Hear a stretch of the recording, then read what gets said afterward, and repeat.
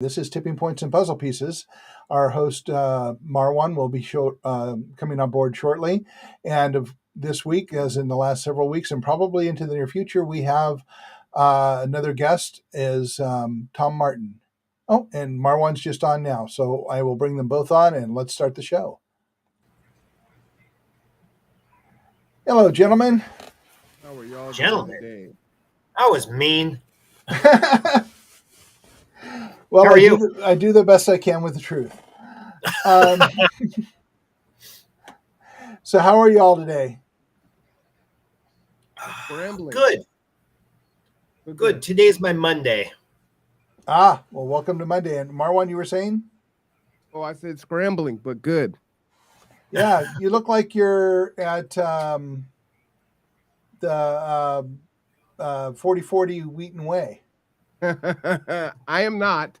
But the main studio has had a change.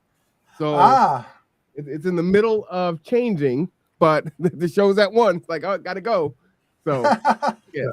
Excuse the glisten.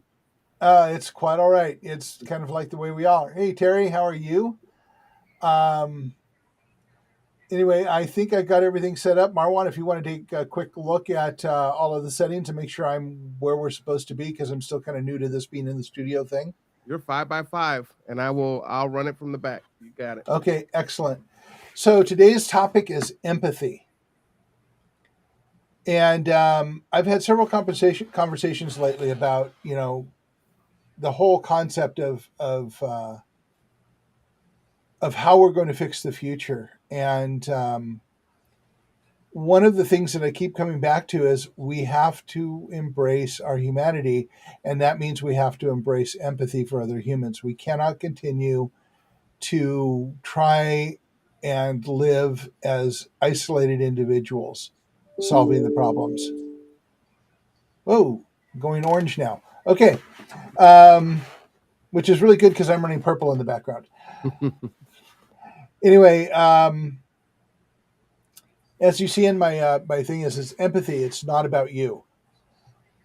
We need to start looking at each other, and those of us who do, congratulations, wonderful. We need more of you. Talk to people around you and get it out into the world.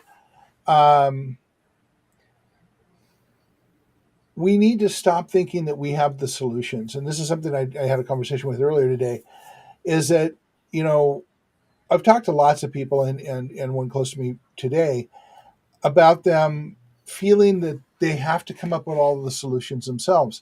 And so I'm going to give you a perspective piece of what if the solutions are out there in somebody you know or people around you, and you just have to be open to hearing them.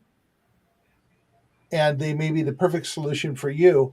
It just didn't come from you. It happened to be coming from someone in your community. So that's a question to both of you. Tom, you want to jump in there? I do. I've had this conversation before in different context, and I think one of the things that's dividing us right now is the fact that I would agree most of us all want to get to the same place, right? We all want to feel secure. We all want to have our families with us. We all want peace and love and happiness, to just make it short and sweet. But I don't think we all agree on how to get there. And in some cases, I think we have some roadblocks in ideas, because if your motivation to go from point A to point B is, if your motivation is Q, and someone else agrees that we need to go from point A to point B, but their motivation is X, and they don't agree on our motivations, we have another roadblock. And I see a lot of that right now because people can't agree on motivation. Who cares how we get there? If we're going from A to B, let's just get to B. Just accept that the motivation is the motivation, and you don't have to own it, and they don't have to own yours. Right. But I think personal sovereignty is kind of under attack these days. And maybe it should be. That's a problem. Say what? And maybe it should be. You think so? Well, it depends on how you mean sovereignty, and that's another one of the roadblocks is how we use words Oh, and our understanding of what we say when we say words. I think that a lot of people use individualism to um, cover their fear, to be yeah, blunt. And maybe we need to open that up and just look at the fear and solve the problem. yeah, but tackling your fears, engaging with your fears, um, dealing with your fears, whatever words you want to use to describe it, that's a scary thing, and most people can't do it. It's very most people are very fearful of it. Well, we've been redundantly circular on that. Yeah. So yeah, it's a thing that we, and this is another thing I've been thinking a lot about, and I've kind of started writing an article on, is that we spend so much time avoiding things that scare us that we fail to see what's right in front of us. Well, no, the only thing that we see is something scary. Yeah. We can't peel away the scary stuff and look at the good. That's all you have to do is step across that void or whatever symbolism you want to throw at it, and it's right there for the picking. Mm-hmm. And I was at an event this weekend at the South Sound Sustainability Festival, and we had some really very good conversations, a lot of intense conversations with people. Some of the people who were there that are vendors, and a lot of people that were there just walking through, talking about humanity, and everybody wanted to get to the same goal, but they had vastly different views of how to get there. Yeah. And in and amongst it, they don't want to. They'll look at one thing that they are very passionate about, but they won't look at the three things that connect to it to cause it, because Right. that scares them. Right. That's I think that's one of our obstacles right now, socially speaking. I we I'm pretty sure we don't want to get political in this conversation, but why not? No, we're not. We're talking about people.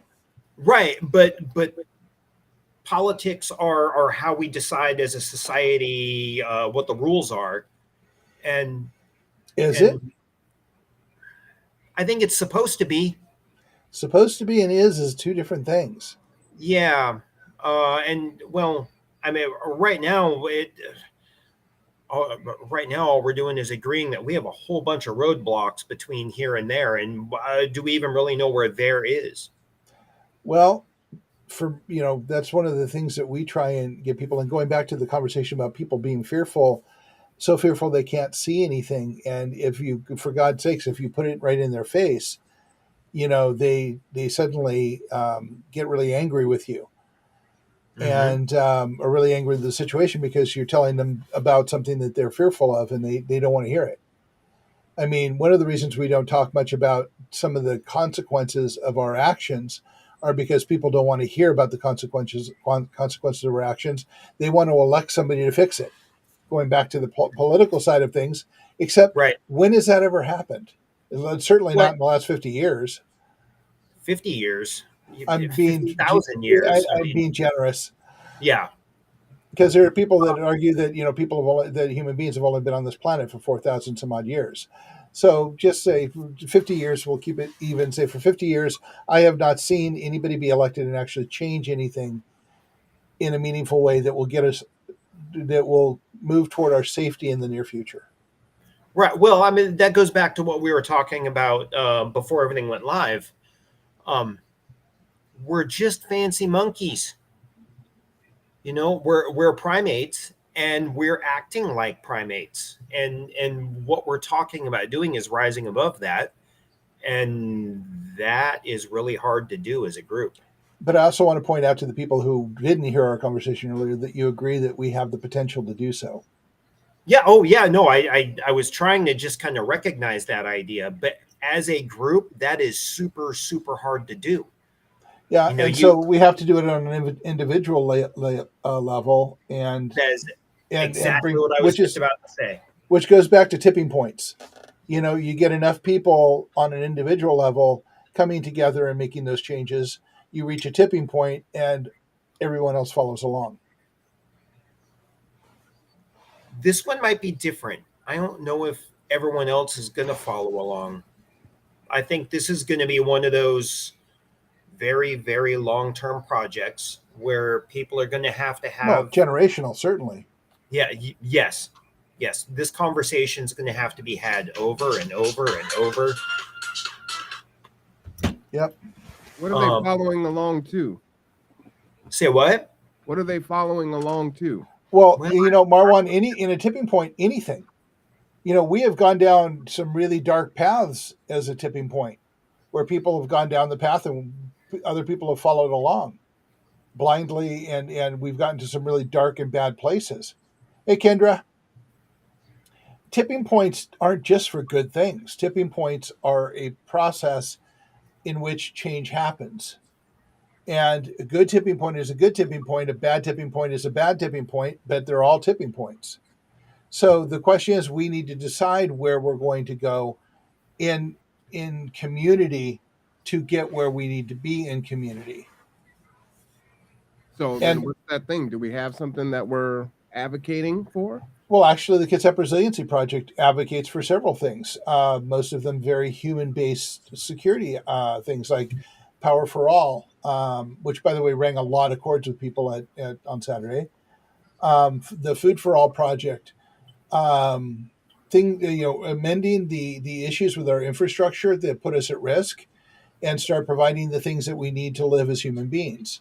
The Democratic Socialists, like Bernie Sanders, push for free education, and that's in conversation, which I never thought would happen.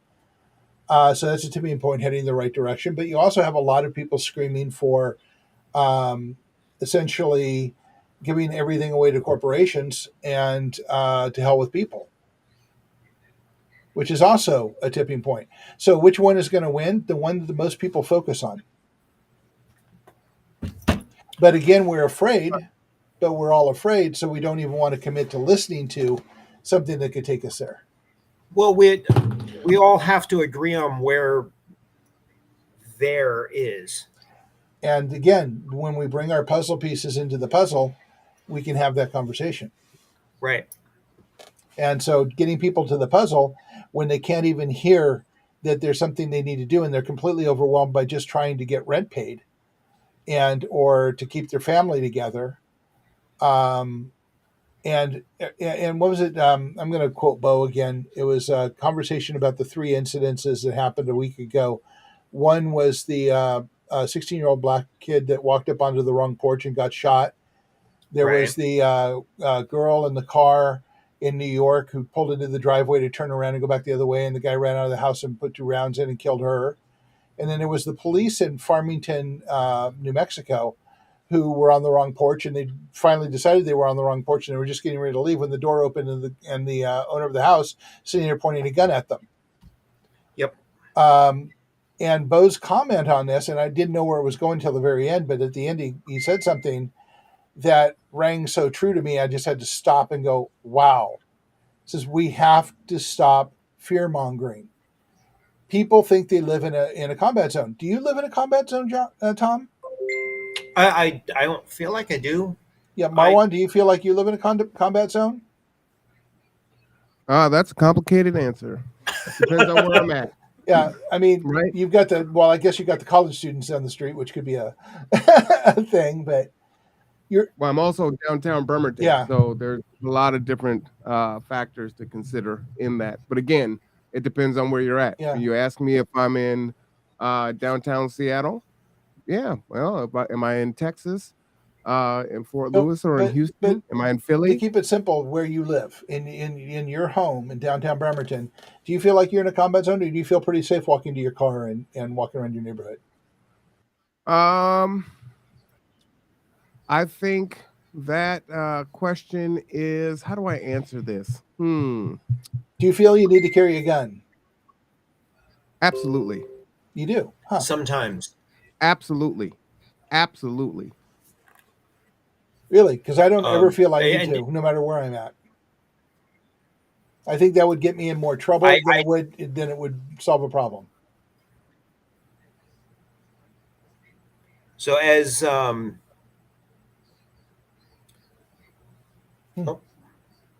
That's the private.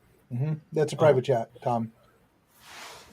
Yeah, it popped up and I went, it's first time. As I say, it's complicated, right? Yeah, it's complicated.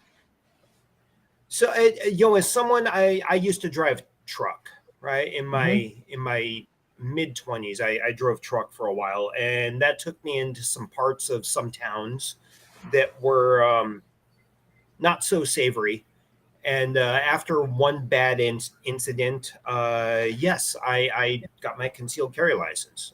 It was a matter of personal safety, and there are some small occasions where I don't feel safe.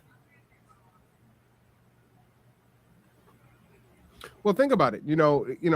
Reflecting on what Bo was talking about, those incidents, the cheerleaders that came out of the convenience store and got in the car on an accident, the wrong car, guy gets out of the car and shoots him.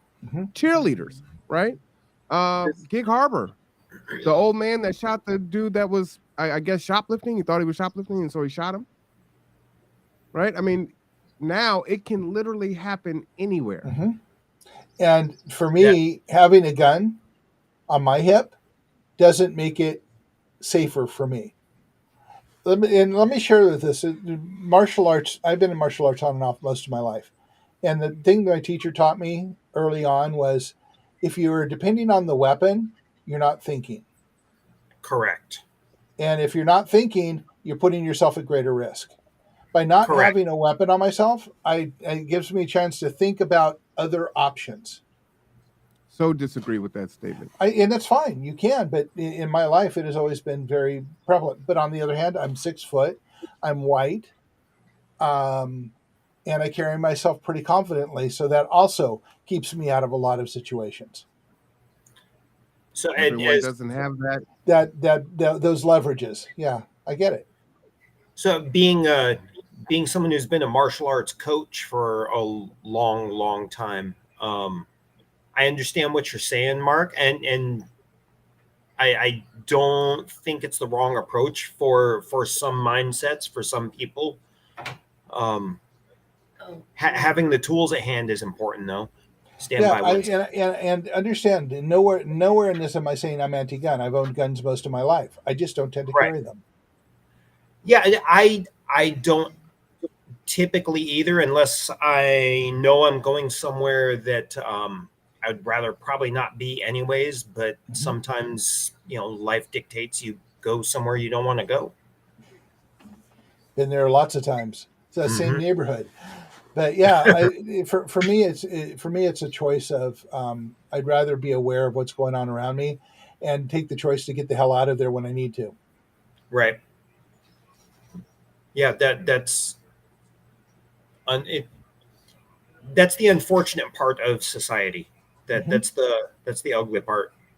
But what's the likelihood that somebody's going to come onto your porch and you're just going to open the door and shoot them? That should be zero. Should be. That someone's going to come on your porch and you shoot them? Yeah, like the kid in Kansas who went to the wrong house to pick up his siblings, and the guy opened the door and shot him. That was ridiculous. We'd have to discuss, what else is going on there, if anything. The news coverage, right? And all we have is the news coverage, but the news coverage said basically this kid drove over to pick up his siblings. He went to the wrong house. He walked up, he knocked on the door. Guy opened the door and shot him. I heard that he didn't even open the door. So shot through the glass door. Sorry, that was the news. But yeah, he basically saw the kid and shot him, and through the glass door. So with DoorDash, Amazon, UPS, I mean, there's the post person. There's so many folks that come to your door, Jehovah's Witness, Mormons, right? To me, there's some other circumstances that could be at play there. Yep. But I couldn't imagine just someone knocking on my door and that's going to be my response. Yep. However, home invasions are a real thing, and they happen more and more and more often. Because So our economy's tanking further and further and further. Right. So I think in that particular instance, we've got societal pressures that have gone and made well, that back to that fear mongering you were talking about earlier. Mm-hmm. And then we've got uh, a, we have a whole bunch of confused people, and that instance happened, I think, because of confusion and some, probably some diminished capacity. It sounded like the person who did the shooting was 84. Yeah, in their golden years, shall we say. So I think between diminished capacity and mass media and social nonsense And racism, because he was an yeah, 84-year-old white guy and the kid was right, black. right. I have to And, say, Tom, you're being quite generous there in your assessment. well, So and let me say this, Tom, and Mark. Mm-hmm. You know, I like what Tom is saying, right? It's like you have social media, right? And we're being programmed, right? That's why they call it programming. yes, we are. If we say, far left would be Antifa, far right would be, everything that's there. There was a court case, I guess, that went forward where Fox News was, being held accountable, like saying, hey, Mm-hmm. look, you're not reporting the news. This is an opinion. And they were able to wriggle out of that and say, well, no, people can tell the difference between opinion and news. The problem is they cannot, right? And so whether it's MSNBC or Fox News, those things have shaped our society over the last few decades, right? And so go ahead, Tom.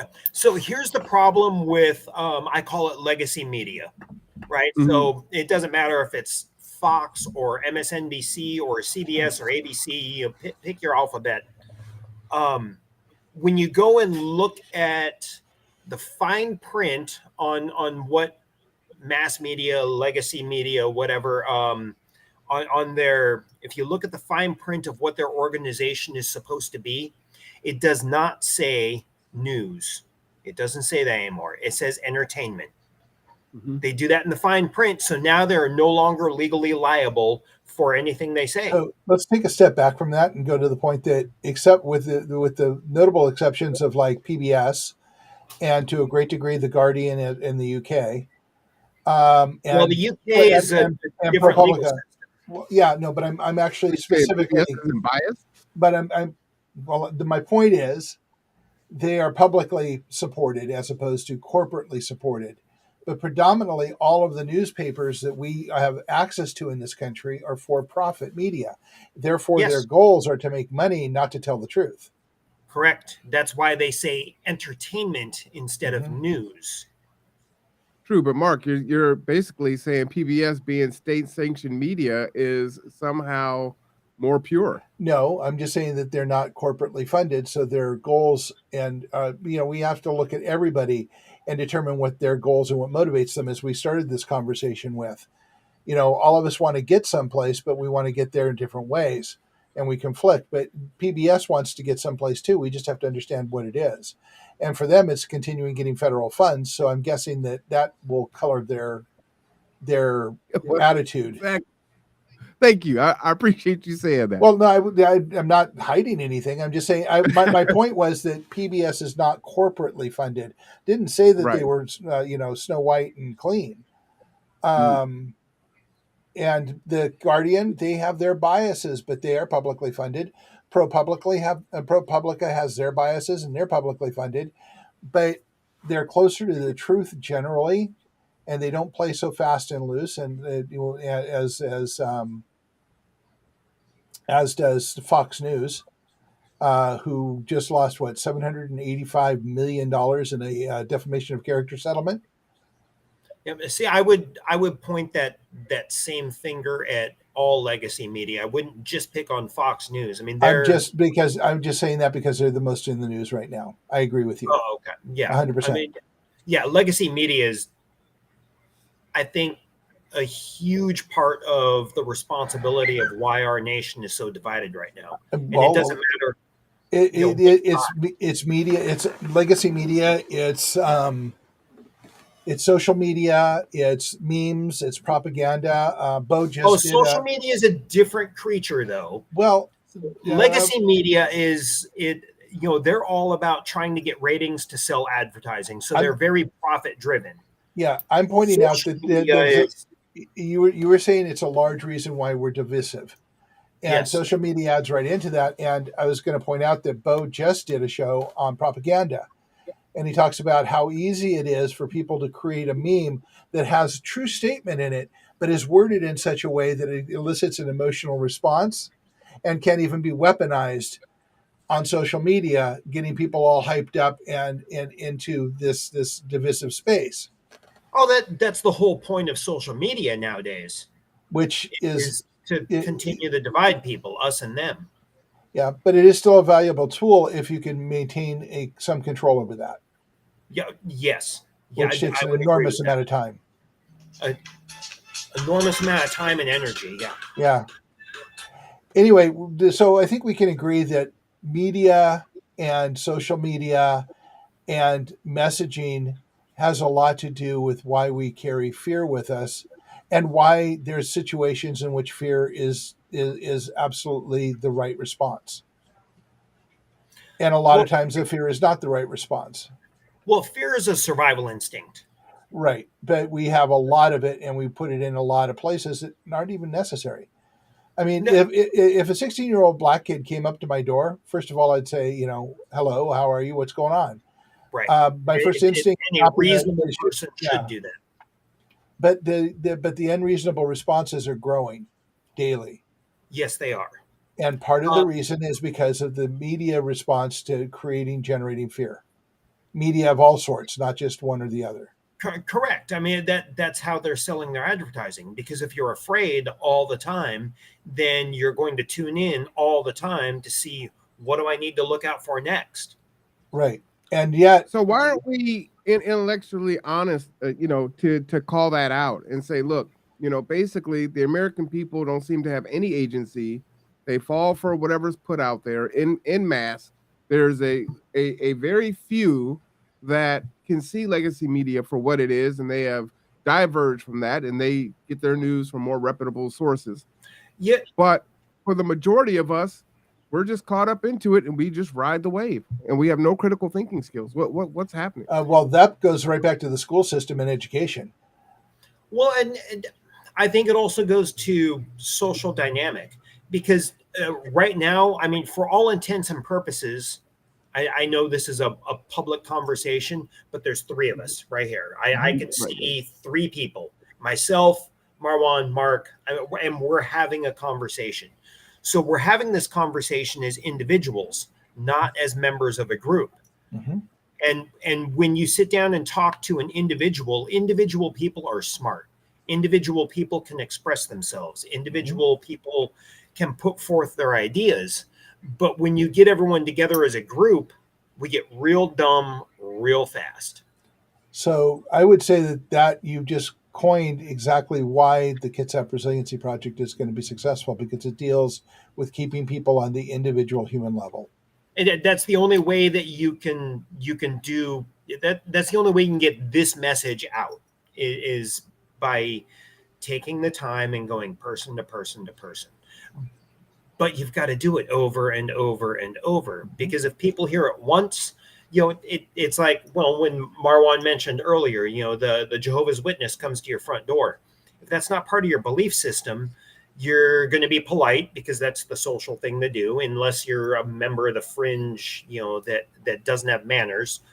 You're going to be polite. You're going to listen for the 45 seconds they're on your front porch. They're going to go away. You're going to go back to making your bowl of ramen and watching Desperate Housewives of whatever city. Okay, you brought something up. I have to share a story with you guys. Back in the days when I lived in San Francisco, I had a friend who had a interesting sense of humor. Let's just put it that way. And he painted a pentagram on his floor and put a chair in the middle of it. And he did that So when Jehovah's Witnesses came over, he'd invite them in and have them sit in the chair and sell his point to you.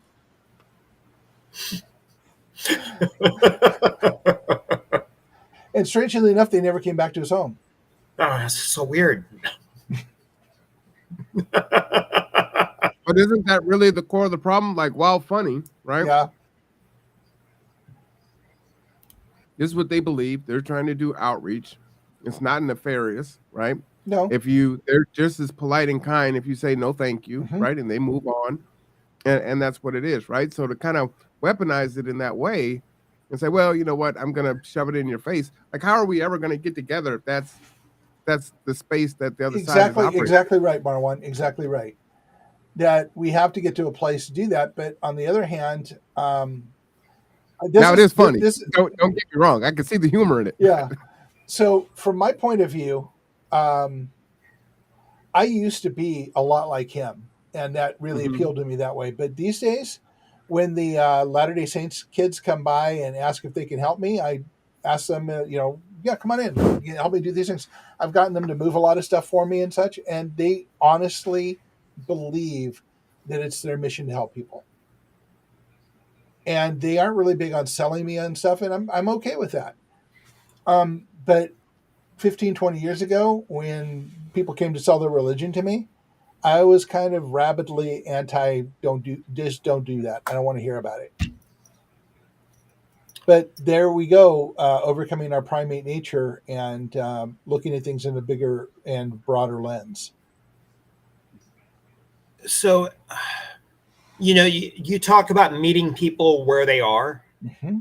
And that's the process. Yeah, well, that is a process, especially if an individual has gone and found comfort in whatever religion. It doesn't matter what it is. But the goal of religions is to reach out and spread that religion.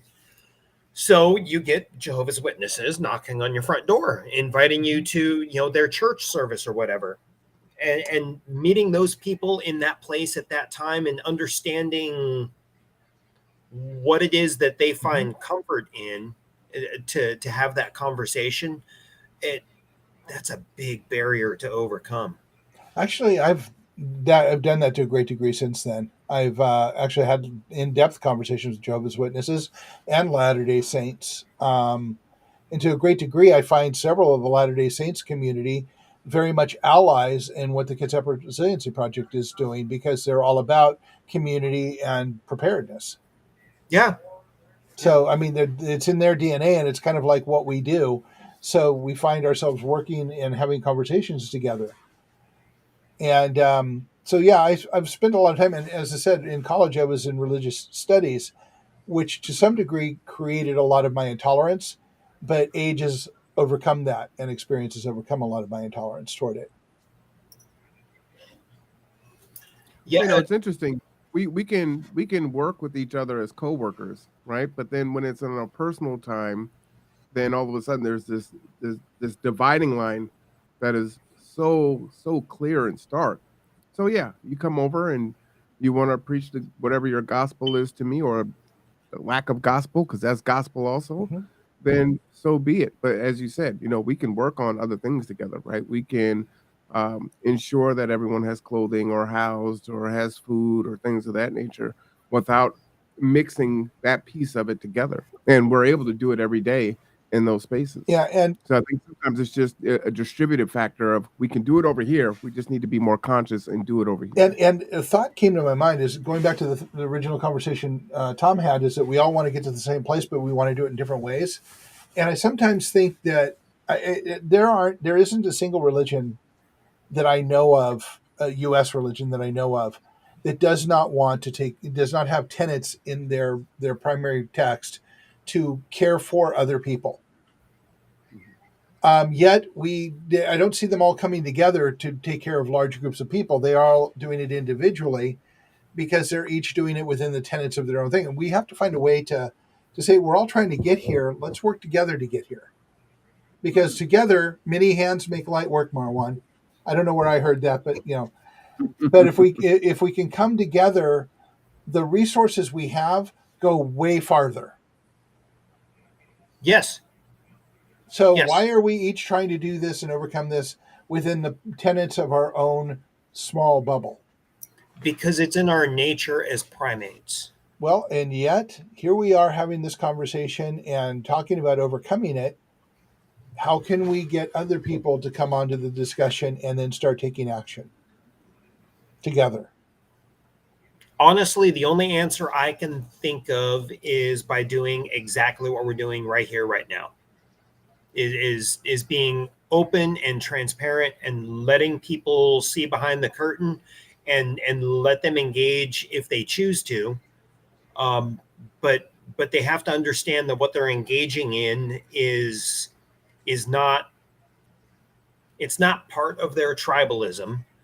So they have to broaden their minds, they have to open their minds up and see that, okay, this here is my box and I'm comfortable in this box, but the big picture where we're all trying to go is in this box, and my box will fit inside that box, but I have to be comfortable with that idea, and that's change, and change is scary. And yet, So I was trying to look up, you know, the coexist bumper stickers that you see. yeah. Mm-hmm. You know, I was trying to see if that was like an organization or a group. Those are all And different maybe religious symbols. right. I think maybe it needs to go beyond just a bumper sticker. Mark, I think you brought up a great idea that I've never heard of before, is saying, hey, let's reach out to all of these different faiths and let's, let's come together for one initiative. Start off small, right? A picnic at the park that's open to all, and just come and eat, and we're not gonna share what we believe or anything like that. We're just coming just to fellowship as humans, and then we can start to take it a little bit further and say, okay, how can we provide food to the unhoused? You're doing this over here, you're doing that over there. Well, you've got transportation, we have kitchens, we have access to food, and then really start to really shift and live out the bumper sticker. And we can right, because all the time. We can start with several of the churches in our area have property where they have the potential of gardening. I know KUF has got all this land that has a sunny side. They could be growing a lot of food there. And I talked to them about that 10 years ago, and no one was interested in doing it. I have actually reached out to several faith leaders in our area, and they go, and then don't want to do that. There is a group in Kitsap County that is a multi-faith alliance. They actually meet once a month, usually at the Family Pancake House over on Kitsap Way, and they talk and they know each other, but nothing ever comes out of it.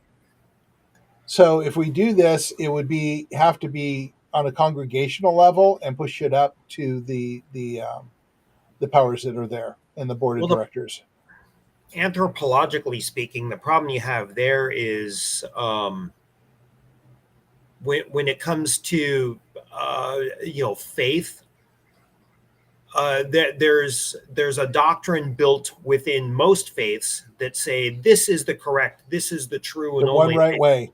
Right, and everything else is wrong and should be fought against. So those conservative values are they've got booby traps built into them. Yeah, and they're also in the same situation as most nonprofits, as they're competing for the same dollar. Right, and so those are your I guess liberal values, and they have booby traps built within them. Mm-hmm. And everything. So let me ask you questions. How are they competing for the same dollar? What dollar are they competing? The parishioner. There are more and more churches popping up everywhere, and the parishioners have got to come from somewhere. A lot of churches are starting to lose attendance, and people are trying out other churches.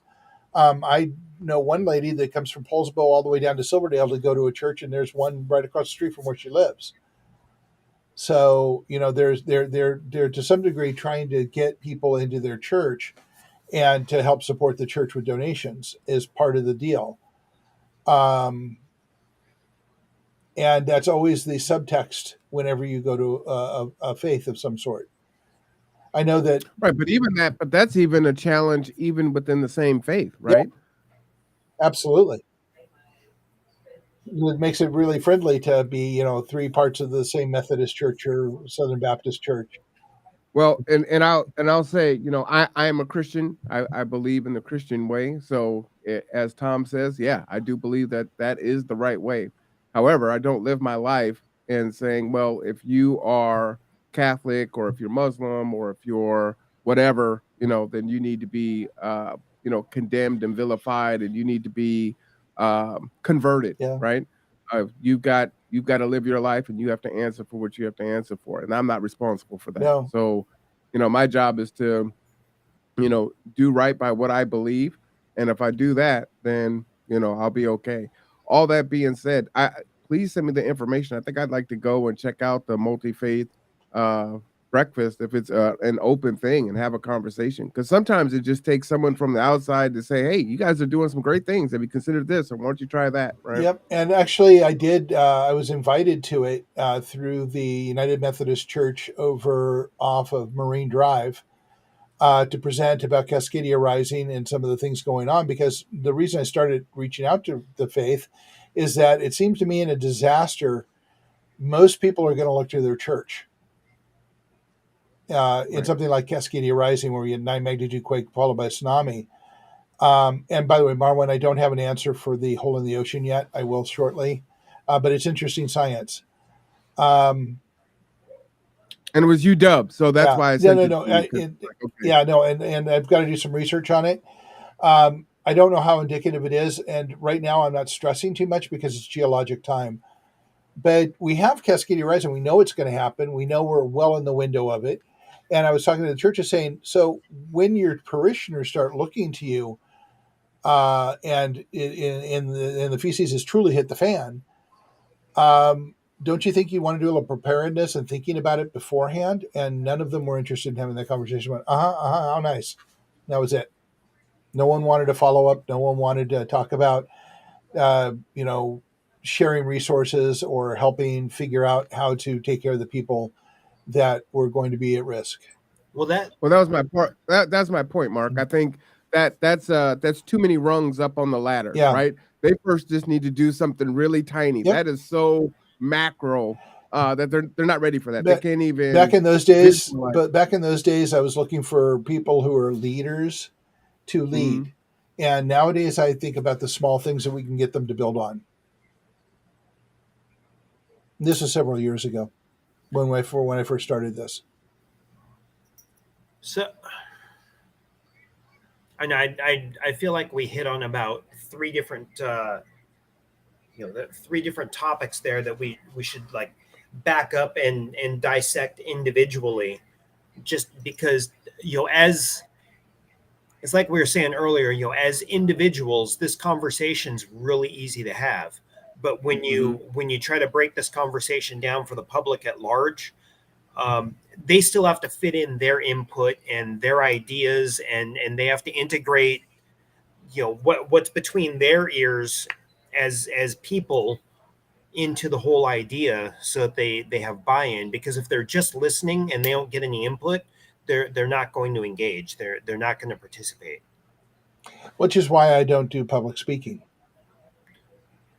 But I think public speaking is the first step, and when you get right down to it, what we're doing here is public speaking. Well, yes, but I mean, I don't go talk to a room full of people, telling them what they should do and how they should do it and how they should think, because by and large, that has proved fairly futile. Not what they should do and what they should think, but where they should go. It should be an invitation. Mm-hmm. It should be, come here if you want to know more. Mm-hmm. And you have to put it that way. If you want to know more, you leave it up to their individual sovereignty. Because if you just say, hey, here's the right answer, you get people that don't have any critical thinking skills. They're just looking for someone to tell them what to do. They're looking for somebody to do it for them, really. Well, either do it for them or tell them what to do. Yeah. But I don't think that's necessarily a bad thing. I think there are some people. I mean, you have soldiers and generals. Yeah. Right. Some people need to tell me what to do, and I'm gonna do it, and I do it great. Right. I make that widget, and I'm the best widget maker that you'll have. Right, but if they're going to make the widget, they have to make the right widget. They have to make it the right way. They have to make it at the right time. They have to make it in the right place, and they have to make it for the right people. And it has to fit. It has to fit with the other widgets being used to solve the problem. All I'm saying is that those people are valuable too, right? It's like there's a space for that. They can be, yes. Soldiers are as valuable or more valuable than generals, but you still have to get all the generals in the right place at the right time, in the right ways, making the right decisions. And we're so divided right now. Marwan, I think you nailed it. We have to go to something really easy. Don't take 2 steps up the ladder. Take a half step up the ladder. Just get together and have a drink. Get together and have a barbecue. Get together and play Frisbee. Don't try to solve any problems. You're not ready for it yet. Facts. And that's pretty much what we do. You know, when we do the workshops these days, we're talking to people about going to their neighborhood and having a block party. Yeah. Marwan and I spent all last summer throwing block parties for people. We're going to do some more this summer. It's about getting people to have that first conversation, and then we start talking to them about doing community gardening. And that to us is the first rung on the ladder. If you can get them to garden together, they're building relationships. If they're building relationships, they can do more. Right. There's even obstacles to the gardening thing, right? Fewer and fewer as the prices go up and the shortages continue. Well, there's more motivation, certainly. But, I mean, you're still dealing with, laws of nature. Do you know what the Pareto distribution is? Mm-mm. No, I don't. It applies to everything, right? So it's the premise that, we can make it personal. Those that have more will get more. Those that have less will lose everything. You find it in Old Testament scripture, that kind of thing. But it also applies to things like the accumulation of mass among stars. And there's, I don't remember the exact math behind it, but there's a ratio, a distribution, so that the most massive stars in the universe will collect more mass because they have more gravitational pull. And the smaller things in the celestial bodies in the universe will lose mass because those larger things, those giant stars and such, take mass away because they have more gravity. So that's the really easy way to look at it, as far as the distribution of stuff. But that happens all the way down to like the distribution of wealth in societies. Those that have will get more. Those that don't have will get less. Except that eventually that system collapses. Well, that's why we have black holes and stars collapse and turn into who knows what. And so if we have the potential, Egyptians. So let's go back to that, and that's very interesting. But what if we are the primates and we have the potential to be more than primates, then we have the potential to change that. At least on a human level. That is a law of nature, and that's a hard thing to change. Yeah, but that's a mathematical law as opposed to a human or sociological law, and sociological laws can get changed. Yeah, yes, they can be, but you've got to get everyone on board with it. And right now, not everyone's on board. Not even 1% is on board. I'd say it's closer to 10% at the moment because we're actually reaching a tipping point on social justice and socialism. We're not even close. I disagree with that. I agree with Tom. We're not even close. Heck, look at Bud Light. Right, and I'd rather not. Well, yeah, I know it's not a good beer, but the whole Dylan Mulvaney thing, Bud Light tried to be inclusive. Bud Light tried to do something different, and the public at large rejected it. Budweiser lost $5 billion, B with a billion in a week. So. No, the Pareto distribution is not there, socially speaking. And Tom, I feel like they deserve it, right? And this was, centered around the trans community, but that happens with the Black community all the time. And so it could come off as a very tokenized type thing. It's a corporation, of course it would. Yeah, but it can happen with all kinds of different sects and groups and bits and pieces of society. It can be the black community, it can be the trans community. I mean, there's a million examples of it. But until we get beyond that, beyond this mathematical law of nature, and we can as humans. I mean, we have the capacity for it. A star does not. Human beings do. But until we all come together as people and work beyond that, you're stuck with the laws of math. So as we're getting around to the 10-minute left mark, I think what you just said is until we have empathy. Yeah. Yeah. And so we have to embrace our humanity and empathy, and we have to learn how to but do you're that. fighting human nature there. I mean, empathy is great. If you go back to there anthropologically speaking, there's argument about when did civilization start. Anyone want to throw their opinion about 15,000 years ago? I disagree with that. It's older. Marwan? Some of the things that I've been taking a look at recently, maybe 150,000 years ago. Probably closer.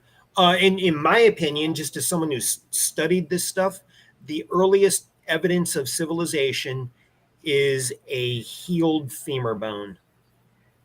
Right. So if a human being breaks a femur, back in the earliest days of Homo habilis, Homo erectus, the very, very earliest instances of human, if you broke a femur, you're dead. You cannot recover from a femur. So if you see a femur that has been healed, that means someone else expressed empathy. Someone else showed humanity. They helped that person heal. That was the earliest instances of civilization. And we haven't gone much beyond that yet. Wait, how old was that bone? Oh God, I don't remember. It old, very old. At least Neanderthal, but probably older. So over Neanderthal was 100,000 years ago, roughly speaking. Ish. Yeah, when it started moving into Homo sapiens, so probably 100 and 150. So Marwan was pretty close to right. Yeah, Marwan was really, really close. So what was it you were looking at, Marwan, that made you think that? Quite a few things. I like my urban legends and things of that nature. I think there's a little nuggets of truth in there that get through where the social media, legacy media don't allow to kind of come out and have that dialogue and conversation, right? We're seeing that now with the vaccine and just a lot of information about that and how people were pushed down and canceled, and you couldn't have a dialogue if you had a difference of opinion. And now the facts are coming out kind of supporting that in many instances they were actually absolutely right to do that. So when you stifle voice and thought, it's very dangerous. Yeah, the whole point about bringing puzzle pieces together is that's vital. Having people bring their opinions and have respectful discussion about them, and then check the data and have everybody check it together. But that doesn't fit in the hierarchy of being a primate. We will overcome? I hope so. I hope so. But part of being a primate is having a hierarchy. And we have one now. I mean, it's very clear and evident. And who's at the top of that hierarchy changes. But it still means that there's someone at the top and they're putting their boot on the head of the person under them. And I'm actually very hopeful from your story, Tom. Somebody helped somebody else heal. Oh, hey, I think that's one of the most beautiful stories in humanity. Yeah, showing empathy 150,000 years ago, that's pretty cool. That is the dawn of civilization, in my humble opinion. And I'm nobody, but I think that's the dawn of humanity. So it does give me some hope, but God, we haven't made a lot of progress in 150,000 years. Well, we've made technological progress. We can, technological progress has been cool, to some degree. I mean, that's a two-edged sword. We can vaporize a continent with nuclear weapons, or we can do some pretty amazing medical things. Yeah, but our medical practices we've lost ground over the last 40 years. That 40 years is nothing. I understand that, but still we have. And Yeah, I think that we've lost a lot of ground in empathy over the last lots of years. 500. 5,000. Okay, I can't argue with that either. 500, 5,000. We focus so much on the differences, we miss all of the similarities. Well, that's in human nature. That's the problem. That's You how and you I, survive. I'll have to agree to disagree with you on that. I think that it's more programming from our culture. I see it more as survival instinct. The things that are I different. think survival instincts are used in the messaging to affect us and affect us to change in to harm ourselves Well, if we go in lack of our own self interest. well, if we go back to that 150,000 years ago, right? That dawn of civilization, we want to help each other, but we're still wary of things that are different from us, because That things could that are kill different us. from us will kill us, Yeah. right? That's why we're afraid of things that are different from us. That's why I'm And I just think that we have that some very smart people somewhere along the line started paying attention to our instinctual behavior and what you call human nature, and they started tweaking messaging to affect our human nature. Call it propaganda in the truest form, and weaponizing it so that we continue to vote against our own self-interest. We continue to act against our own self-interest. We continue to act against community because the messaging to us constantly is to do exactly that, because we should be afraid of everything. See, I don't see it as we're acting against our own self-interest. We're acting in the best interest of the top of the hierarchy. Well, in a great degree, that's against our own best interests. For the people at large, yes, but it's primate. I think we're agreeing. We just are saying it differently. Yeah, well, but I think that perspective is very important, that Mm-hmm. difference of perspective. The fact that we as human beings are still acting like primates, and we're trying to make the top of the primate hierarchy as good as it can be at the expense of the rest of the primates, that's a problem. Yep, and you and I agree. Yeah. Now, how we fix it, I think we won't agree on. Maybe I think that we all have to sit down. We have to bring our puzzle pieces to the puzzle, and we have to Right. make And room we for just each have of to us see to what talk. fits. Yeah, Yep. What fits together. that's how I see doing it. I don't think we disagree on that either. No, no. Personally, I think the best way to fix this is going to be through individual sovereignty. You can't do it as groups, because groups are stupid. I agree with Individuals are you. smart. I think we Oh, agree on that too. oh, great. I then I have nothing else to add. Not or detract. Well, Tom, I definitely want you to unpack, in a future time, what individual sovereignty looks like, and what that model, how we would interact with each other and kind of go forward. oh That God, would be fascinating. that's a huge conversation. I don't even Yeah, no, know it's the answers fascinating. to it. I'm not smart enough. Well, that's why we have other people. Yeah. Yeah, but we need to get even more other people, and all those other people need to agree also that they aren't smart enough. Well, I think that sounds like a panel at an event that we should put together. Ooh. Okay, I'm in. Marwan. I'm open. So yeah, we bring a bunch of smart people in, and let's all have at it in a respectful way and see what we can come up to. I I like the idea. I really do. Tables, ladders, and chairs. Cage match. Can we throw some foil blades or something in there? Absolutely. Frisbees at 20 feet. Frisbees. Okay. I caught one of those in the balls when they first came out. They are not friendly. So one of my tattoo artists was very, very much into disc golf. Mm-hmm. Don't call it frisbee golf. You will work some people up in those communities. Yep. Disc golf. And there is a difference between a disc golf disc and a frisbee. You can't catch a disc golf disc. It will rip your hand off. Yeah, you can catch a frisbee.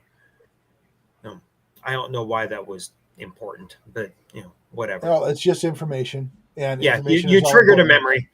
Okay, so we are at 2:00 or 1 hour into this program, and that would be the end of Tipping Points and Puzzle Pieces for this week, and we will have a rousing subject next week. And in this case, I haven't planned it out, so I have no idea what it is. Oh, nice. So a week where neither one of us know what's going to happen. Yeah, I'll figure it out in the next few days, but it's been a busy 2 weeks. One, and as I understand it, Marwan, that's how you prefer it. Yeah, I like it. To me, it gives me an authentic reaction to what I'm hearing.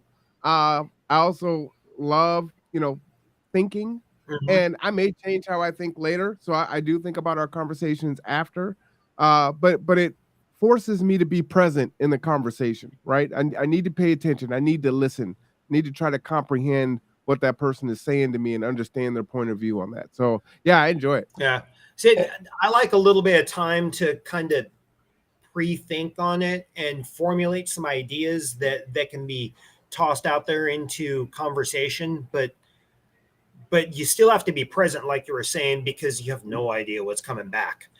So you got to be on your toes and ready to defend your stance. So yeah, no, I love chatting with both of you gentlemen. Well, maybe it's not defense; it's sharing our stance. Yeah, yeah, but you will defend. I mean, you still have to be able to defend your point of view to some degree, but also expand on it and incorporate other ideas into it and see how it fits in the world at large. Yep. Absolutely. Yep. So my final word is going to be empathy. It's not about you. I couldn't agree more. If we could all, and unfortunately that's going back to what I was talking about, primate behavior, and the only way you survive is to think about yourself first. And that's not the society or the environment we live in anymore. And that's a hard thing to overcome. All right, that is the final word for today. That was Tipping Points and Puzzle Pieces with Tom, Mark, and Marwan. Come back in about 56 minutes for our conversation with the Bremerton Housing Authority and Kitsap Community Resources. I am Marwan Cameron. This is The Conduit. We'll see you soon.